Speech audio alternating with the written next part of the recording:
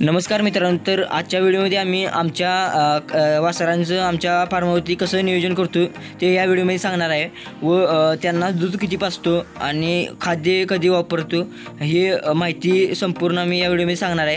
तर व्हिडिओ न पळवता शेवटपर्यंत बघा आणि आमच्या चॅनलवरचे असेच नवनवीन व्हिडिओ बघायचे असतील तर चॅनलला सबस्क्राईब करा आणि लवकरात लवकर व्हिडिओ बघण्यासाठी ऑल नोटिफिकेशन चालू करा। तर मित्रांनो, ही कालावड आहे ती 3 महिन्याची कालावड आहे। तर 3 महिन्यापर्यंत आम्ही कसं नियोजन केलं, संगोपन केलं तर या व्हिडिओमध्ये आम्ही सांगणार आहे। तर मित्रांनो, याचा जन्म झाल्यानंतर आधी आम्ही याचं पायाचे नखे खोडून घेतली आणि नंतर कानातली आणि तोंडातली गाण काढून घेतली आणि नंतर तिची नाळ होती ती बांधली आणि आयोडीन चांगलं लावून घेतली।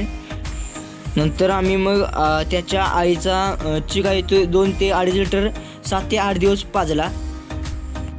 मित्रांनो, गाईच्या चिकात टॉनिकपेक्षाही जास्त ताकद असते। तर मित्रांनो, वासरू पहिल्या दिवशी चिक त्याला दूध पिता येत नाही, तर चमच्याने किंवा नाही व्यवस्थितपणे त्याला आपण चिका येतो पाजायलाच पाहिजे। त्या चिकाशिवाय कालवडीची वाढ होणारच नाही। आता मित्रांनो, वासराच्या दुधावरती दूध किती पाजायचे त्याच्या येऊया। तर आम्ही वासरासनी 6 लिटर दिवसाला पाजतो, म्हणजे सकाळी 3 आणि संध्याकाळी 3 असं लिटर पाजतो। त्याच्या वजनानुसार पाजायचं, जास्त बिन पाजायचं नाही। जास्त पाजलं की काय वजन कमी असते, लहान वासर असते ते चिप्पाळतात, तर त्याच्या वजनानुसार पाजायचं।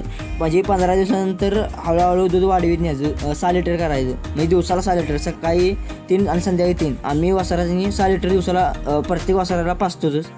तर मित्रांनो, 2.5 महिन्यापर्यंत वासराला बाटलीतूनच दूध पाजायचं आणि 2.5 महिन्यानंतर मग पाटीत किंवा बारडीत आपण दूध पाजले जाते। तर बाटलीतूनच 2.5 महिन्यापर्यंत दूध का पाजावं, तर वासराची पचनक्रिया संत करणाऱ्या जनावरांपेक्षा वेगळी असते।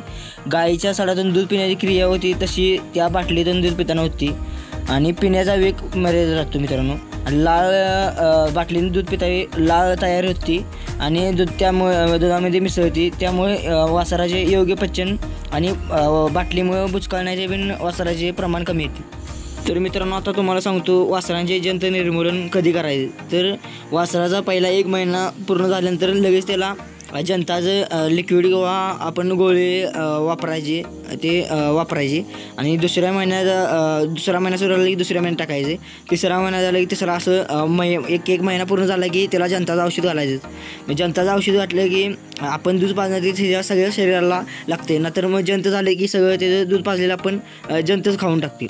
तर मित्रांनो, आम्ही आमच्या वासरासनी भुसा म्हणजे पशुखाद्य काय वापरतो, तर वासरासनी आम्ही कास्टार्टर हे पशुखाद्य वापरतो आणि ते वापरायची पद्धत म्हणजे 2.5 महिन्यानंतर जरा त्याला सवयीसर हळूहळू वाढवीत नेतो आणि वैरण पण आम्ही 2.5 महिन्यानंतर घालतो।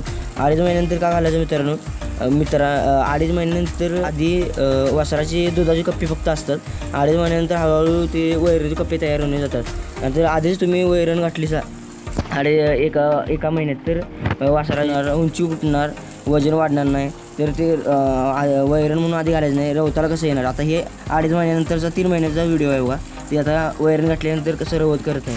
कमेंटमध्ये नक्की कळवा कशी वाटली माहिती। तर मित्रांनो, पुढच्या व्हिडिओमध्ये आम्ही आमच्या फार्मवरची 22 महिन्याच्या आत कालवड गाब गेलेली आहे, तिचं नियोजन असंच केलेलं आहे। तर तिचं व्हिडिओ आम्ही पुढील व्हिडिओमध्ये टाकणार आहे। तो व्हिडिओ बघण्यासाठी चॅनलला सबस्क्राईब नक्की करा आणि व्हिडिओला लाईक करायला विसरू नका। तर भेटूया पुढील व्हिडिओमध्ये।